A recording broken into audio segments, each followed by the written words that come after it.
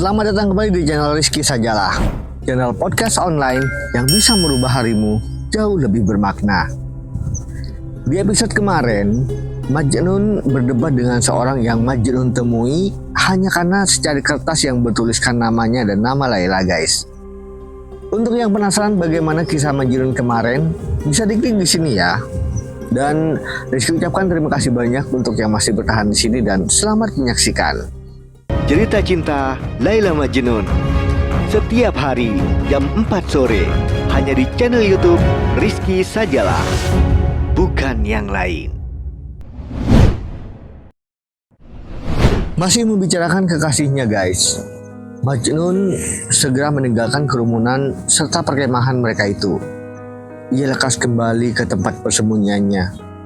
Ia terbakar oleh api cinta, bersinar bagaikan batu bara yang sedang terbakar. Setiap saat, batu bara itu meledak dan mengeluarkan nyala api, mencambuk lidahnya, dan melepaskan semburan kata-kata dari bibirnya. Sajak-sajak yang dirajutnya menjadi satu, bagaikan mutiara yang terangkai dalam sebuah tasbih. Ia mencurahkannya kepada sang angin, mengizinkannya untuk menyebarkan kata-kata itu dan membiarkannya jatuh berlimpah. Sungguh sebuah karunia bagi mereka yang sedang dimabuk cinta dan para pecinta sajak yang mendengarnya kemudian menyebarkannya.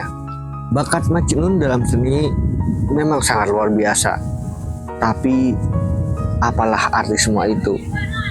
Bukankah ia tidak memiliki apa-apa? Bukankah ia bebas melakukan apapun yang ia inginkan? Bagi orang lain,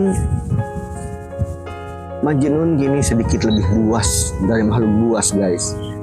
Ia bagaikan seekor hewan buas yang patut dikasihani karena ia terjebak dalam isolasi serta keburukannya sendiri. Namun ia tak pernah sendiri, guys. Bahkan orang gila pun memiliki teman. Teman-teman Majnun adalah para hewan. Hewan-hewan liar yang berkeliaran di gurunlah yang menjadi teman-temannya. Dan ia cukup senang dengan kenyataan itu. Majnun telah memasuki dunia hewan gurun sebagai sosok asing. Namun, mereka dapat menerimanya dengan baik karena Majnun datang secara damai. Ia tidak datang untuk memburu, menjebak, memotong, dan membunuh mereka. Ia merangkak memasuki gua serta sarang mereka bukan sebagai musuh yang jahat, tapi sebagai tamu yang baik. Mereka tak melihat kejahatan pada kedua tangannya, sehingga mereka semua menghormatinya. Mungkin juga para hewan itu berpikir bahwa Majnun merupakan salah satu dari mereka. Tapi itu hanya sebatas asumsi mereka. Berdasarkan insting, mereka tahu bahwa ia berbeda dari manusia-manusia lainnya. Ia memiliki kekuatan khusus, kekuatan yang tak ada kaitannya dengan kekuatan tubuh ataupun ketajaman gigi seperti yang dimiliki oleh singa, puma, atau serigala gurun. Namun, semakin ia merasa terbiasa dengan teman-teman hewannya, semakin jarang ia melihat manusia lainnya. Mereka-mereka yang telah mengunjungi di persembunyiannya takut dengan para hewan-hewan yang selalu berada di sekeliling Majnun dan mereka tak ingin mengunjunginya lagi. Dan ketika Majnun muncul di sebuah perkemahan ataupun oase dengan rombongan teman-teman hewannya, semua orang akan melarikan diri darinya. Setiap kali sesosok asing mendekati Majnun untuk berbicara, para hewan itu akan menunjukkan gigi tajam mereka dan mulai menggertak serta melolong hingga sang majikan menyuruh mereka untuk diam dan menghilangkan kecurigaan mereka. Setelah itu, barulah sosok asing itu merasa aman. Mereka-mereka yang datang hanya untuk mengejek atau mengganggu Majnun seringkali dipaksa untuk berlari secepat mungkin jika tak ingin gigi-gigi, cakar-cakar, serta tayung-tayung tajam merobek-robek mereka menjadi beberapa bagian. Apakah sejarah pernah mengenal majikan sebaik Majnun? Apakah pernah ada pengembala dengan hewan ternak seperti itu? Ketika kisah tentang Majnun dan teman-teman barunya sampai di telinga semua orang, mereka sulit untuk mempercayainya. Apakah ini hanya sekedar dongeng dari masa lalu yang diubah sedemikian rupa? Begitu banyak orang yang tak mempercayai hingga mereka melihatnya dengan mata kepala mereka sendiri.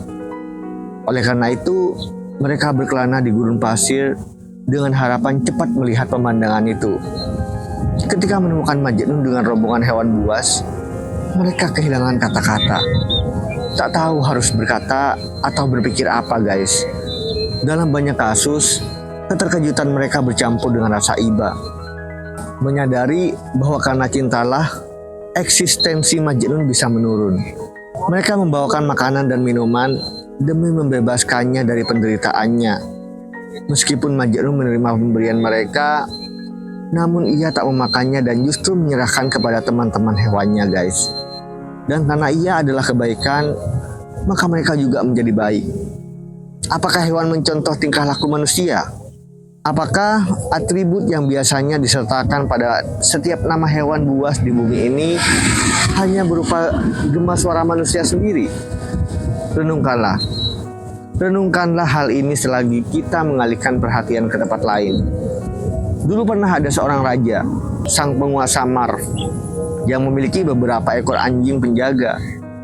Anjing-anjing itu bukanlah anjing biasa, guys. Bisa dikatakan bahwa anjing-anjing itu adalah iblis yang terlepas dari ikatannya.